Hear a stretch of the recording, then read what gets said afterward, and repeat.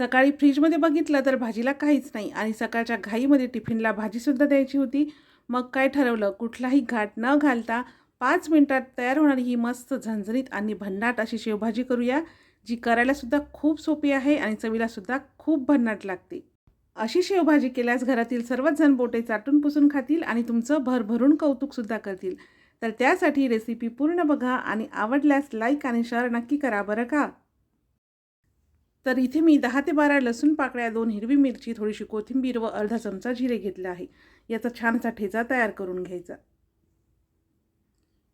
तर बघा अशा पद्धतीचा ठेचा इथे मी करून घेतला. त्यानंतर इथे मी एक मोठा कांदा जाडसर असा कापून घेतला आहे. आता चॉपरमध्ये टाकून हा कांदा छान बारीकसर असा कट करून घ्यायचा. जर तुमच्याकडे चॉपर नसेल तर सुरीने सुद्धा तुम्ही कांदा एकदम बारीक कट करू शकता. तर बघा चॉपरमध्ये अशा पद्धतीने कांदासुद्धा मस्त बारीकसर असा कट करून घेतलेला आहे.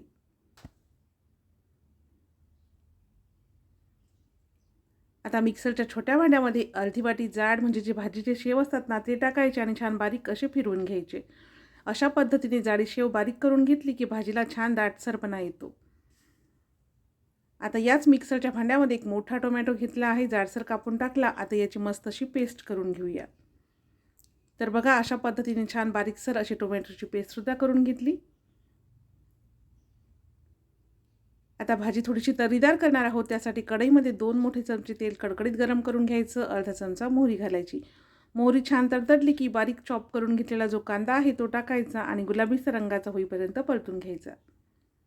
कांदा गुलाबीसर रंगाचा परतून झाला की आपण जे लसूण, मिरची, कोथिंबीरचा ठेचा केला होता तो टाकायचा आणि व्यवस्थित मिक्स करून घ्यायचं आणि आता सगळं साहित्य मस्त खमंग असं भाजून घ्यायचं. बघा वाटण टाकल्यानंतर सगळं साहित्य जे कांदा आणि वाटण व्यवस्थित असं भाजून घेतलं. आता यामध्ये छोट्या चमच्याने पाव चमचा हळद आणि चमचा भरून लाल तिखट घातलेलं आहे. लाल तिखट तुम्ही तुमच्या आवडीनुसार कमी जास्त करू शकता. आता तयार केलेली टोमॅटोची पेस्ट टाकायची आहे आणि सगळं साहित्य व्यवस्थित मिक्स करायचं आणि या पेस्टला मस्त तेल सुटेपर्यंत परतून घ्यायचं. तर बघा सगळं साहित्य व्यवस्थित असं परतून झालं आहे आणि यामधून तेल सेपरेट होत आहे. तर आता यामध्ये इथे मी अर्धी ते पाऊण वाटी साधंच पाणी घातलं आहे आणि आता यामध्ये टाकूया 1 चमचा भरून धनेपूड आणि अर्धा चमचा गरम मसाला. गरम मसाला, काळा मसाला, खानदेशी काळा मसाला किंवा जो कुठला मसाला तुमच्याकडे असेल तो मसाला तुम्ही यामध्ये टाकू शकता. सगळं साहित्य मिक्स करायचं. झाकण ठेवून मीडियम गॅसवर 2 मिनिटे हा मसाला शिजवून घ्यायचा. अशा पद्धतीने मसाला शिजवून घेतला ना की भाजीला रंग आणि चव खूप छान येते.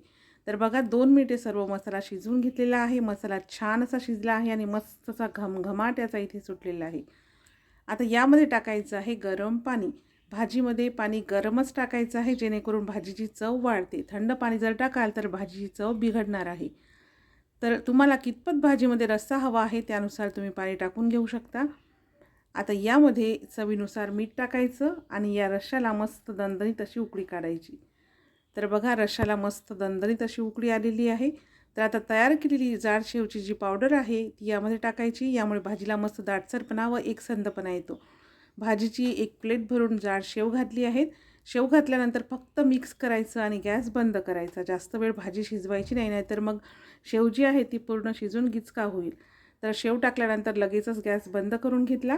भाजीची वाफ निघून गेली की बारीक कापलेली कोथिंबीर घालून मिक्स करायचं आहे आणि इथे तयार आहे आपली कुठलाही घाट न घालता अगदी झटपट मस्त झणझणीत आणि भन्नाट अशी खानदेशी शेवभाजी. करायलासुद्धा खूप सोपी आहे आणि चवीला खूप भन्नाट लागते. भाकरीसोबत, चपातीसोबत, भातासोबत खा, टिफिनला द्या किंवा पाहुणे आल्यावरसुद्धा तुम्ही अगदी झटपट ही भाजी नक्की ट्राय करा.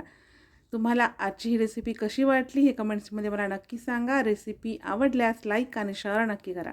आणि सिंपल मेजवानी मराठीमध्ये अशा छान छान रेसिपी मी सोप्या पद्धतीने तुमच्यासोबत शेअर करत असते. त्यासाठी सिंपल मेजवानी मराठीला आजच सबस्क्राईब करून बाजूचे घंटीचे बटन प्रेस करा. म्हणजे मी जेव्हा कधी नवीन व्हिडिओ अपलोड करेल त्याचं नोटिफिकेशन सर्वात आधी तुम्हाला मिळेल. चला तर मग भेटूया पुन्हा एका नवीन रेसिपीसोबत.